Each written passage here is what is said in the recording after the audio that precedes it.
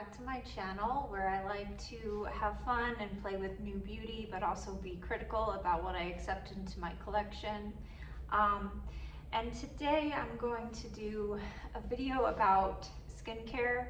Typically I talk about makeup here, but because I do believe it all starts with the foundation, I think it could be useful to talk about skincare. I primarily keep my skincare conversation to my empties video because that's a good way for me to go over products that I've completely used.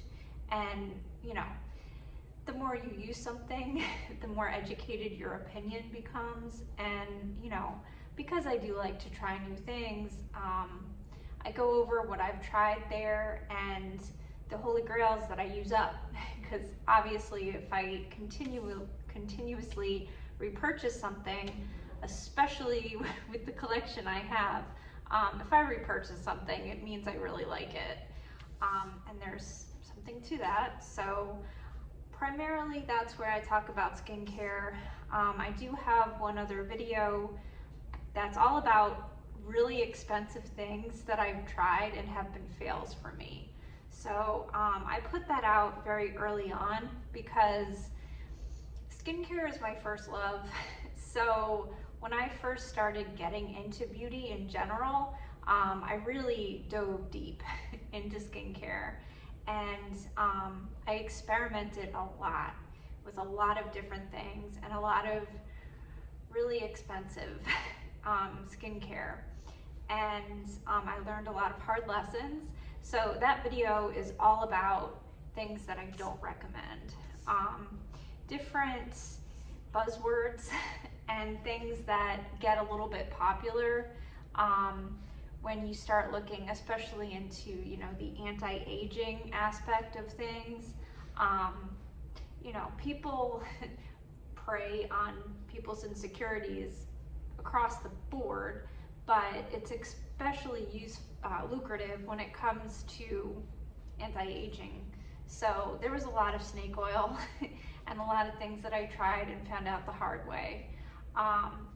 But today I really wanted to talk about the things that are clinically proven, but you know, the science backs it up. And you know, these are things that I like to always have on board. You know, I look at my skincare routine as something that is it's flexible. It changes based on my skin's needs. So what I have found over the years, the best way for me to be able to evaluate a skincare item is simply being armed with education to understand what certain ingredients do. And for me, that really, it takes the mysticism out of it. You know, when you really can look at an ingredient deck and understand what different things are in for what purpose, you can then look at that and decide if it's worth the money. You know, I think so often when companies are vague about, especially, you know, the percentage of certain ingredients, it makes it so it's like, okay, so we don't know for sure that it doesn't work, so let's just try it, you know, if the claims are spectacular enough. What I have definitely learned, if it sounds too good to be true, it most definitely is. I'm a lot less likely to spend big money on experimental things. I've found that if something works, it will take off and it will be in other things. You know, I don't need to try the newest, hottest ingredient just because it's gaining in popularity. I rather wait for them to perfect it. And if it works, you know, the proof is in the pudding. It'll be available if it's really that good. So, you know, to a lot of people that sounds very obvious, but I know for myself, you know, this marketing, it's good. Like, you know, it's effective. So it's important just to sort of get a baseline understanding. You know, you don't need to become a scientist to be able to understand the basics. And, you know, after that, a lot of what I've found, my preferences have to do with, you know, the cosmetic elegance of things. You know, I know when The Ordinary got super popular, a lot of people ended up, you know, replacing some of those products for the simple reason that, you know, it didn't pill, or, you know, they could combine it with other things more seamlessly. So, you know, it's not always, like, I look at my collection and it's 100% ingredient based. It is not brand based. It's not, you know, really, I'm not loyal to any one company for any of these things. I'm looking at the ingredients, but within that, I'm gonna try, you know, I can try two different formulas with the same ingredients and like one and really dislike the other. And, you know, skincare is so individual, you know, like it varies, but person to person, but also time to time. You know, something that worked great for me 10, 15 years ago, you know, it's not necessarily something that I can tolerate today. And some of that has to do with some of the other things I've been doing for my skin. You know, I have certain sensitivities now that I never used to have. You know, these are just all things that, it's an ever evolving, you know, the skin is an organ. It's, you know, it changes with us. And, you know, something that I think is important is for me to explain my skin type, and what my personal issues are. So, you know, if you're coming across this and you have anything in common with me, you know, my information here could be more or less helpful. Outside of that, in the description box, I'm going to leave a few different channels that I've found very helpful over the years. You know, I try to keep it with, you know, a number of people that is manageable to me. You know, I'm not getting information from 100 different sources, because for me, that would feel very overwhelming. You know, I don't want to put all of my eggs in one basket, and different creators have different strengths. You know, somebody who is talking about extra dry skin, that's going to be something that's particularly useful for me. Whereas somebody else who, you know, is a doctor has a unique perspective that, you know, is purely informational. So I definitely follow different people for different things. And then, you know, at the end of the day, having a personal dermatologist sometimes is necessary as well. So all of that aside, what is my skin type? So I've always had pretty normal skin. Growing up, I was very lucky. I never had any extremes. I had normal teenage skin. I didn't have acne even.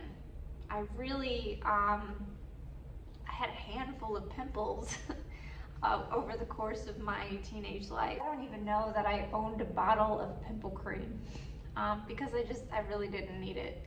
I was lucky. However, around the age of 30, that's when I started getting cystic acne. It was primarily on my chin, and you know, it was monthly, so it wasn't all the time, but it was certainly unpleasant. You know, that's when I ran into the problem with the dermatologist, because I really didn't know what cystic acne was. I didn't know how to treat it or deal with it, because, you know, it was new to me. That was 10 years ago, so I've had a lot of practice now. You know, near the end of the video, I am going to put in some before and afters, because, you know, I think it's important to see where I was starting from, because, you know, I can say my skin looks decent, but, you know, it's all relative. So I will definitely be inserting some examples of what I went through, because, you know, with this resolution and with makeup on, you can't really see what my skin looks like. So I will be including that in a little bit. But so for now, I have a lot of acne, post-acne marks. I also have melasma. Back when I was on birth control, I had really, really bad melasma. I had it all over my forehead, and I had it all across my upper lip.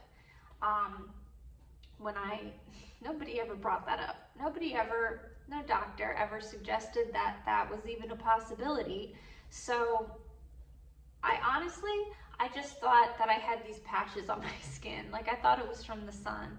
I really didn't know that it had anything to do with my birth control. But I was starting to get other types of side effects from birth control. So probably 8 years ago, I decided to go off of that. And to my surprise, as soon as I went off of it, all the melasma on my upper lip just went away. It just vanished completely. I know for a fact that that does not happen for everyone, but I know for some people it does. Genuinely, having that adjustment, getting off birth control for a lot of people, you know, it's the pregnancy mask. It happens during hormone fluctuations. So it can happen for other reasons, but a lot of times when those changes are resolved, the melasma goes away. Most people, it doesn't go away 100%. So for me, it stayed on my forehead. It was pretty significant on my forehead. So I wanted to address that. Because of the acne, I will say, I don't know the chicken or the egg. Like, I think that the way I went on Tretinoin, I started with Curology, so they were addressing my acne as well, but things got worse before they got better. They got a lot worse. I had a lot of purging during that time. Looking back, I think it's because I did it too fast, you know? I thought more is better. I had waited until I was 37 years old to really address my skin at all. So I felt like I had time to make up for, so, you know, I wanted to advance. As soon as they would let me up my Tretinoin, I went with it. So I was at 0.14 within a year of being on Tretinoin. And as a result, I had a lot of purging, but I have excessively dry skin now and sensitivities that I never used to have. You know, I used to be able to really put anything on my face and it wouldn't bother me. Now, I have sensitivities to things, especially that contain alcohol or certain essential oils that, you know, I can use on other parts of my body because they haven't been stripped the way my face has. So I don't know, I mean, it could be permanent at this point, I'm not sure. But, you know, there's sensitivities that mean that I can't just use anything. So, you know, it took me a while to figure out what some of those ingredients were. And I think sensitivities and, you know, allergies are a complicated topic. I think ingredient decks these days have so many things in them that, you know, we can look and sort of try to assess for ourselves what's going on.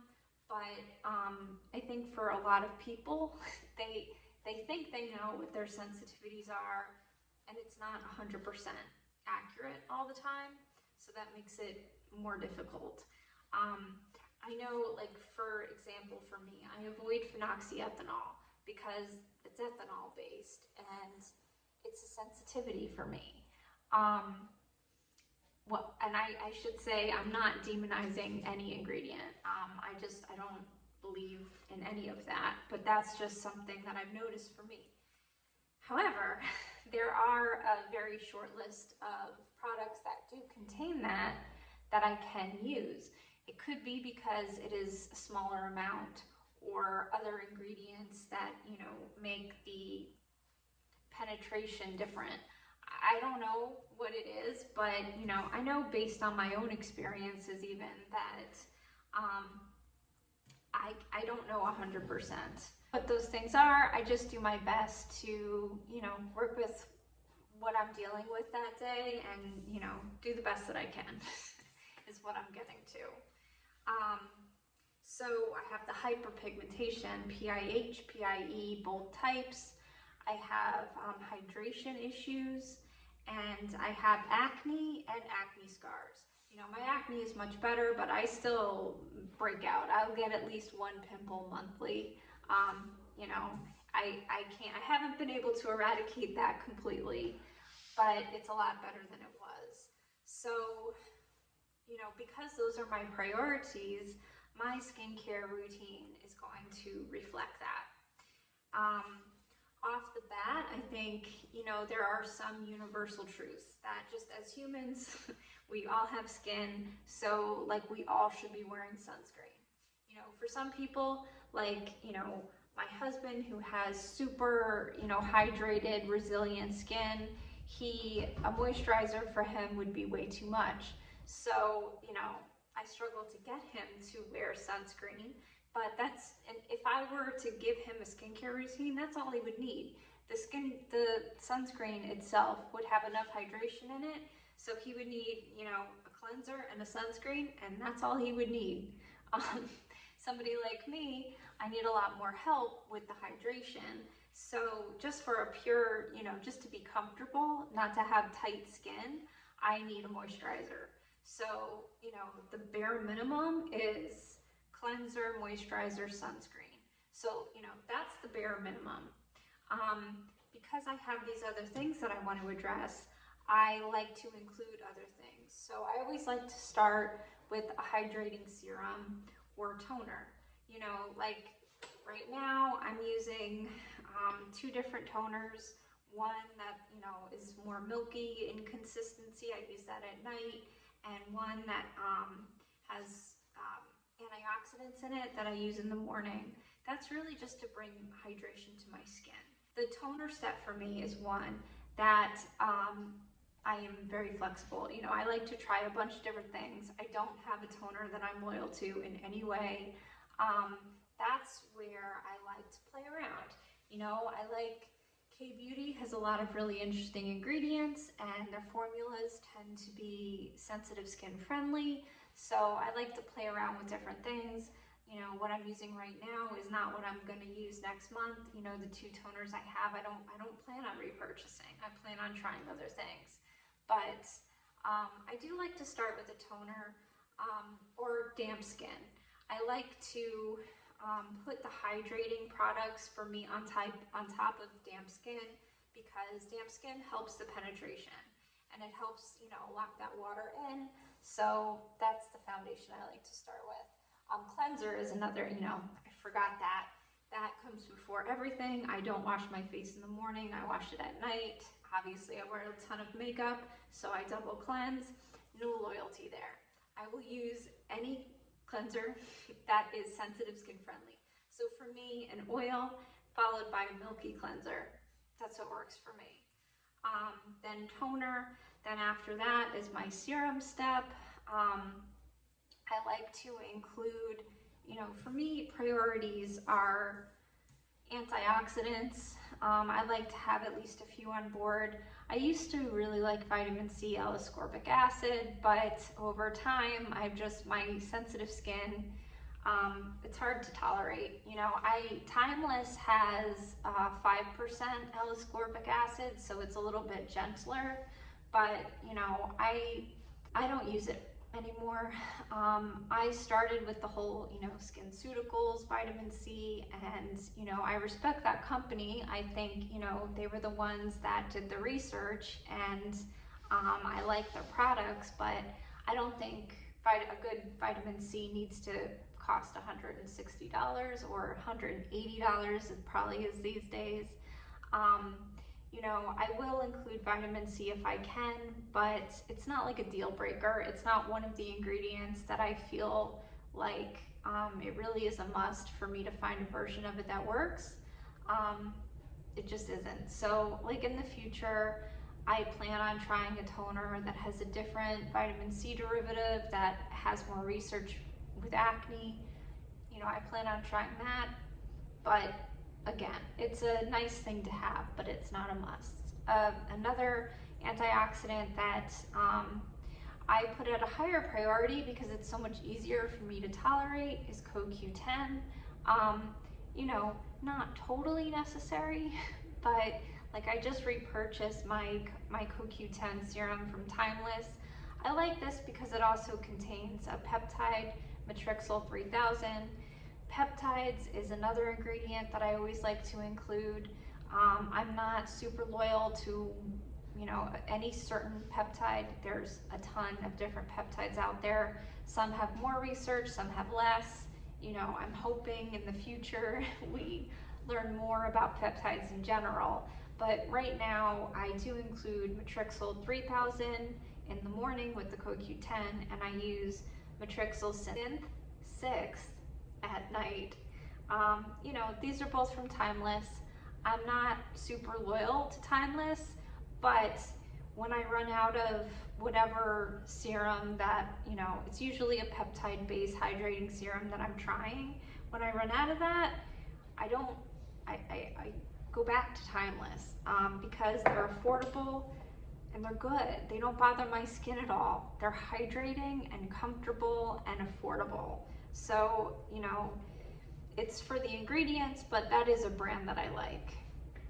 Another example of the hydrating or ingredients that I like to include, I look for Panthenol because it's very soothing, Panthenol and Allantoin, and Centella or Madecassoside, sodium hyaluronate and glycerin, sodium PCA. Those are all, it's all hydrating ingredients.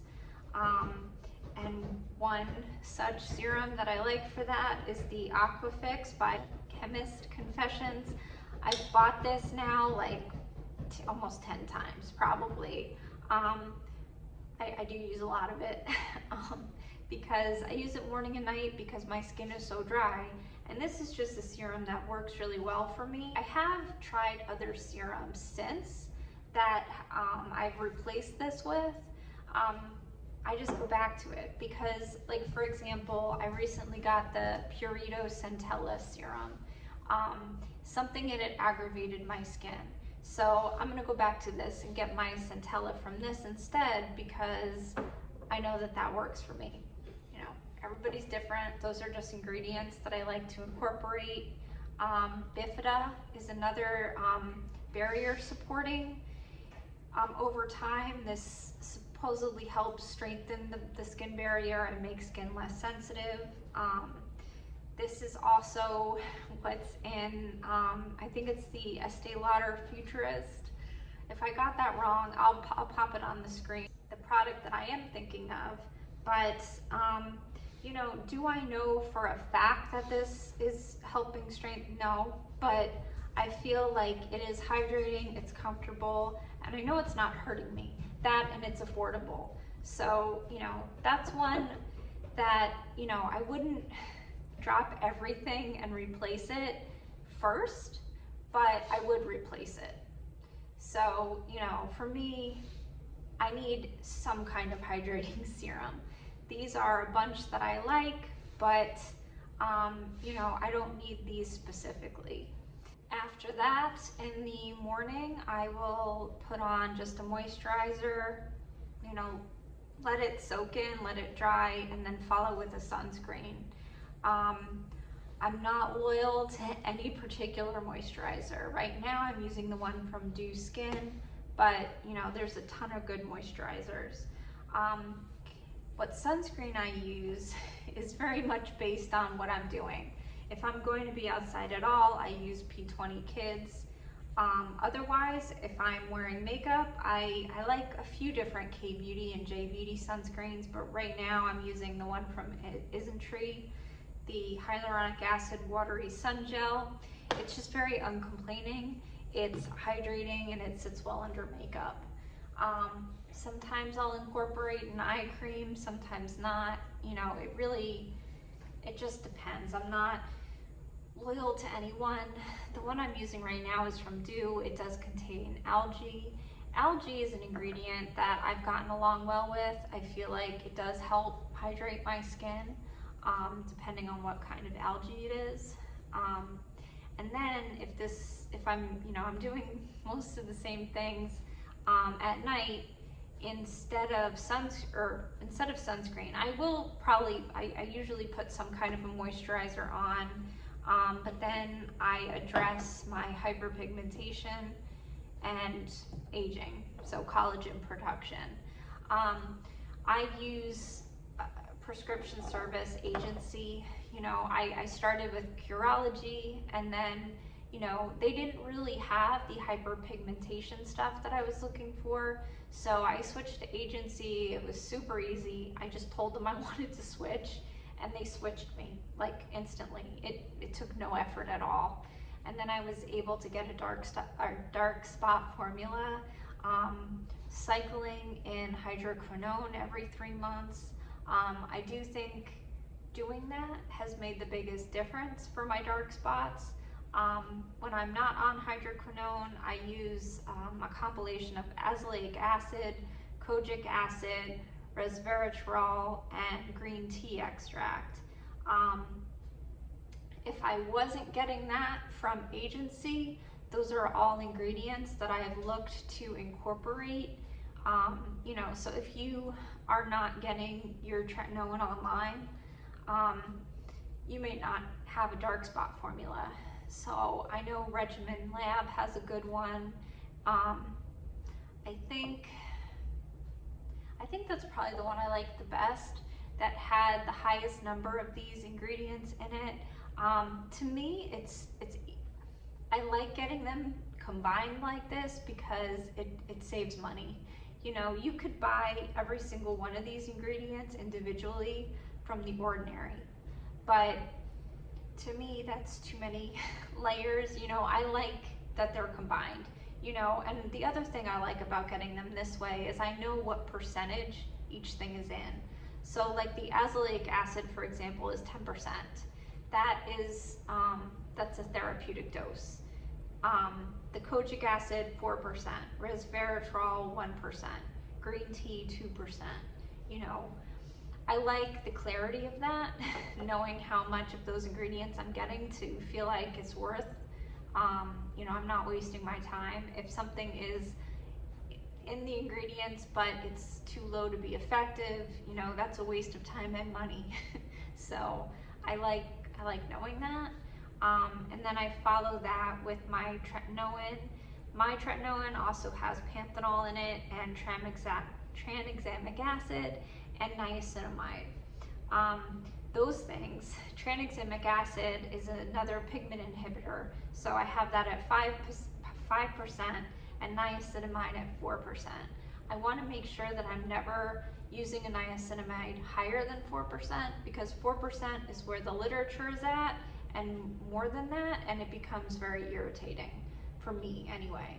So, you know, I do try to minimize how many of my products have niacinamide, because so many things have it in today that, you know, having this at 4%, that's the right amount.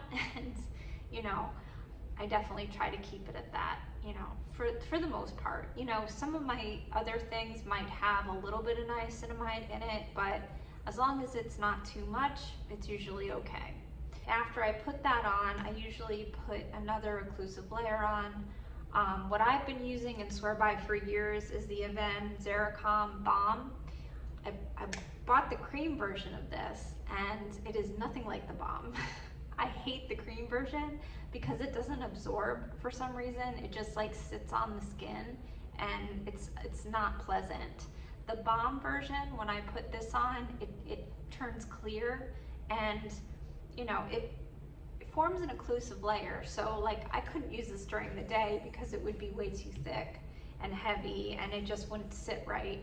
But using this at night, it's fine. You know, I'm a greased ball, but it doesn't bother me. I used to really rely on the CeraVe healing ointment, and I used to slug with that, but that just got too messy. You know, honestly, I still use this on my lips at night, but I don't use it all over my face anymore just because it just feels too icky. If I lived in a colder climate or a drier climate, CeraVe, the healing ointment, is my favorite because it's like petrolatum, but it has other things in it. So it has ceramides, you know, CeraVe, ceramides. So it just has, it's a little bit beefier than like just Vaseline on its own. but those are my two favorite occlusive moisturizers. So I guess to sort of sum it up, you know, my highest priority of everything is a good sunscreen, tretinoin, because I have seen the biggest change in my skin, especially in terms of dullness, from tretinoin. The pictures that I'm going to insert are my forehead with no Botox.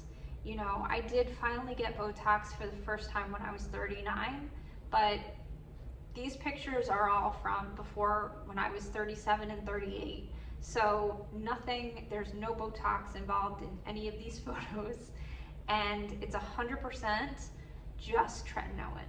So tretinoin made the biggest difference in my life. Sunscreen is probably what helped the most for that, and going off birth control, but made the biggest impact on my hyperpigmentation, and tretinoin made the biggest difference overall. You know, not just one thing, it helps with everything. And it helps with collagen production. So, you know, I'll never know what I would have looked without the tretinoin, but those are the sunscreen and tretinoin are the things that are the two things that I would never be without, no matter what. That's what I would, you know, always have on board.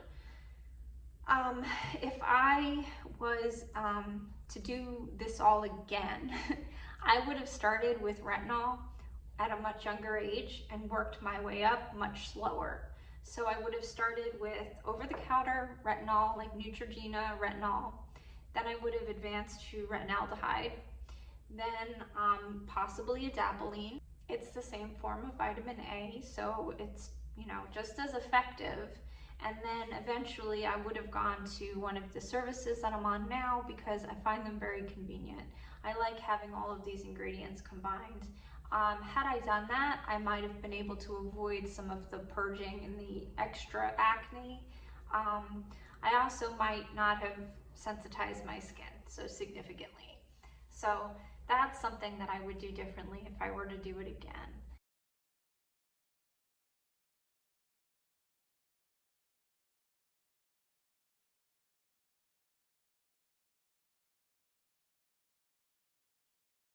Editing Jean here. I did forget to talk about exfoliating acids, mostly because I took them out of my daily routine. I used to use some lactic acid every day. For maintenance, it just encourages natural exfoliation, and over time, it increases hydration. What I do now instead is once a month, I'll use a glycolic acid, whether it's like the Dr. Dennis Gross peel pads or something else. Glycolic is the most, it's the smallest molecule, so it reaches the deepest layers, and it just works well for my skin. I do think most people benefit from incorporating some kind of exfoliating acid, but a lot of that depends on your exact skin type. If you have more sensitive skin, the PHAs tend to work better. Lactic is mild, so some people can do that daily. And, you know, some people can use it every night. Some people can use it once a week. For me, it's more like once a month. But it just encourages skin cell turnover. And I do think it helped me early on with my rougher outer layers of skin. The tretinoin did most of the heavy lifting. The glycolic definitely helped. Outside of the skincare itself, there are two devices that I rely on.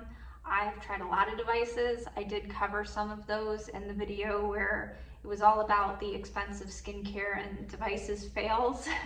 The two that I value the most are my LED mask. So I have the Omnilux.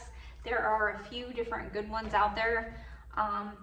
You know, one of the ones I've seen has the under here strap. You know, that looks like an interesting, you know, this was so expensive. I hope to never need to replace this. But if I were to buy it again, maybe I would get the one with the chin strap. I don't know. There's a bunch of good ones. But I do think the red light and LED near infrared technology, that just makes a lot of sense to me. You know, unfortunately, I'm not one of the people who could say that I saw a straight difference, that I took out all of the other variables, and because I did before and after a year of LED. However, there was too many other variables. There was too many other things going on that I was not able to get a clear assessment of what it did for my skin. That's one of the reasons why I'm not going to review skincare, because for me to do that properly, I feel like I would need to be willing to put certain controls in and eliminate certain things that I'm really not willing to eliminate. But you know, that some people see it the next day. Some people put this mask on and then the next day they feel glowy, or that's not how I feel necessarily, but you know, my skin is also so dry that I don't know what it's like to feel glowy naturally. You know, I really don't. I would say the minimal heat that comes with the near infrared light is a little bit drying for me. So, you know, that might be part of it. Maybe that's part of why I don't see an immediate improvement, but I do believe in the technology. So that's something that I'm going to keep using. I use it every other day for 10 minutes religiously, no matter what. The other thing that I've become a big believer in is the Neuro laser. The reason that I am so sold on this is because I had a scar on my lip almost completely go away. It was an acne scar on my upper lip that looked like a lip line, so it drove me crazy. It happened when I was like a teenager, and I don't know what I did to the pimple, but it left a really nasty scar. And using this on it every day, just one, like, you know, you move it around your face. So I would put this on top of the scar for one pulse. That was it. After 3 months, I noticed a difference, and that was it. I was like, this is definitely doing something. You know, the results are modest and it's slow going. It's not like an in-office laser. It's not nearly that powerful. But I do think over time, it does help soften fine lines. And the other place I've noticed some improvement is under my chin. You know, I do have a tiny bit of sagging going on, and using it on my chin line every day, just one pass on each side, I think it's helping. So, you know, that's another device that I'm going to keep using. I do think microcurrent is good.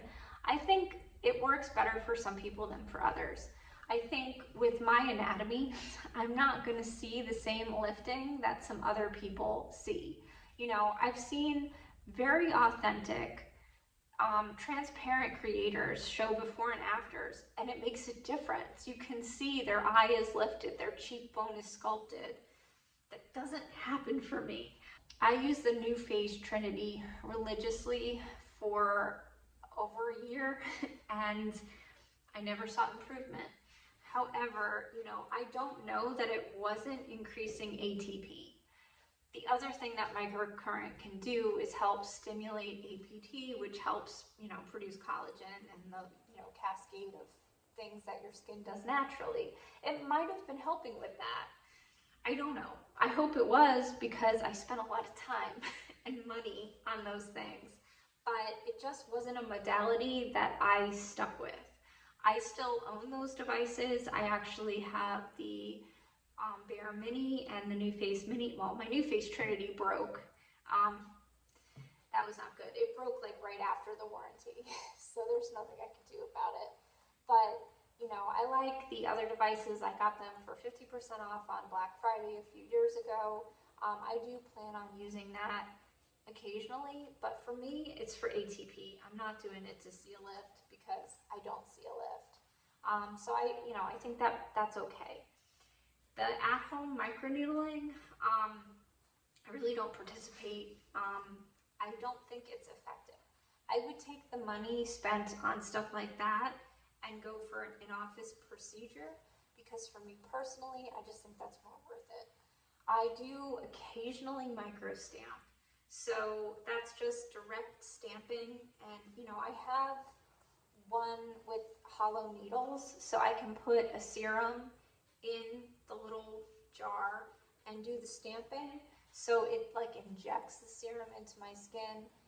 Having done that, I get a plumping effect. It could be inflammation. So I don't know that it's really doing what, you know, I think it might be doing. That's something that I've done occasionally before an event.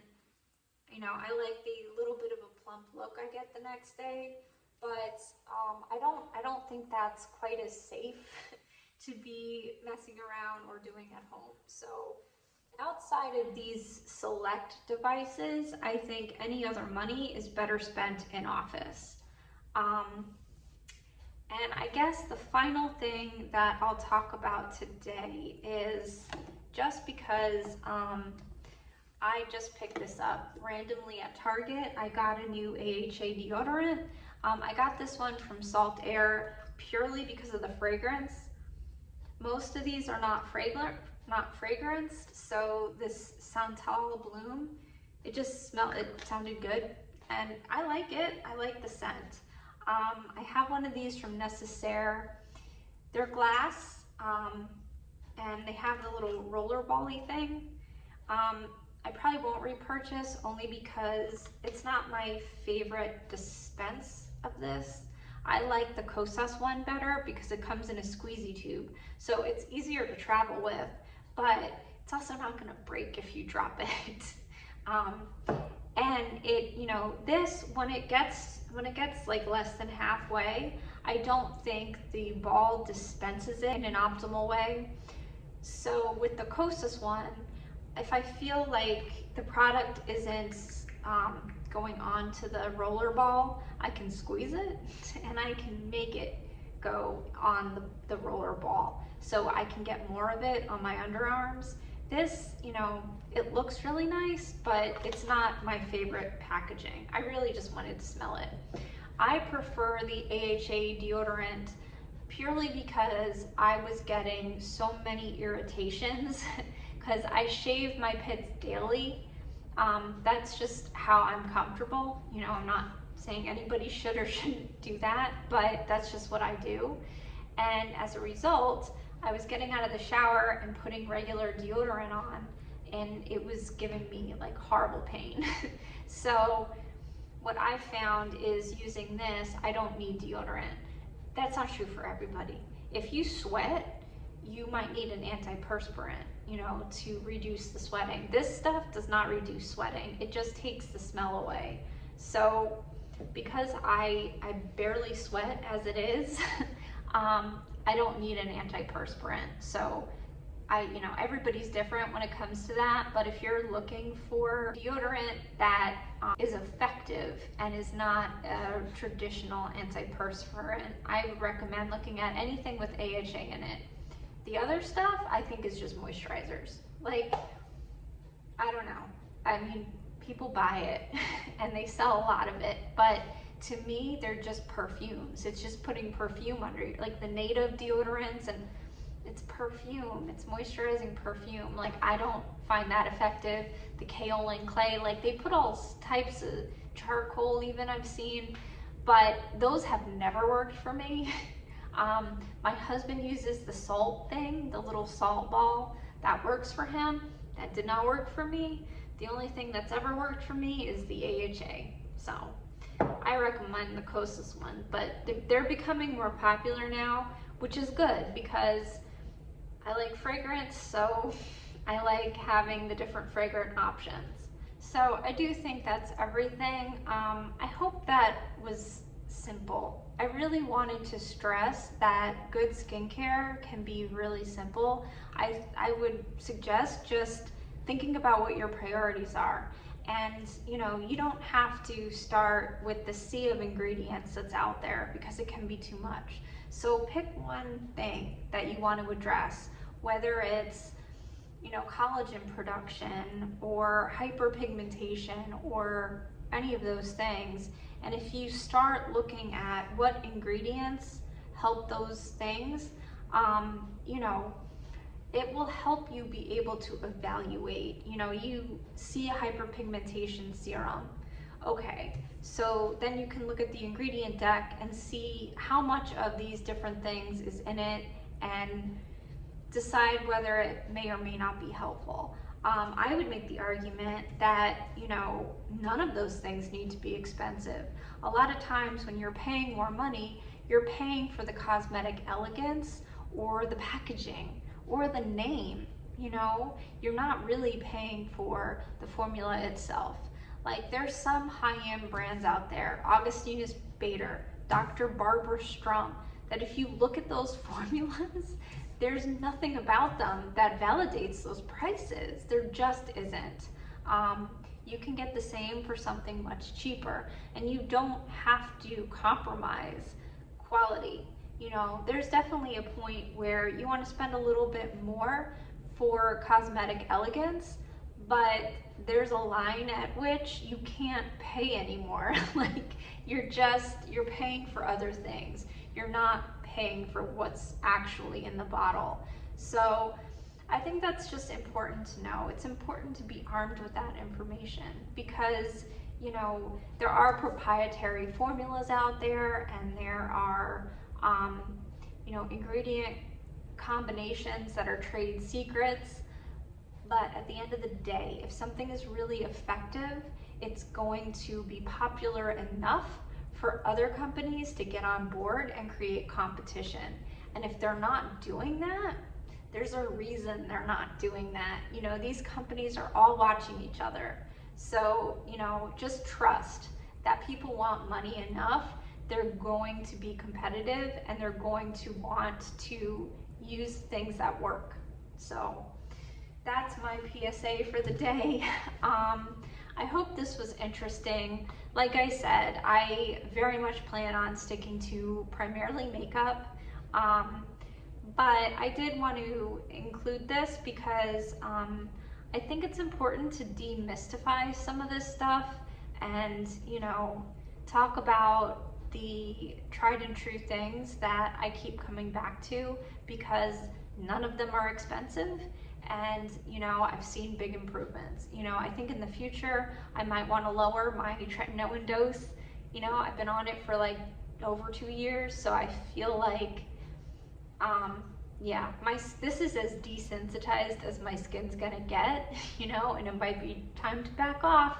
So I might be able to widen the things that I can use on my skin without irritation. That would be fabulous. But, yeah, that's where I'm at.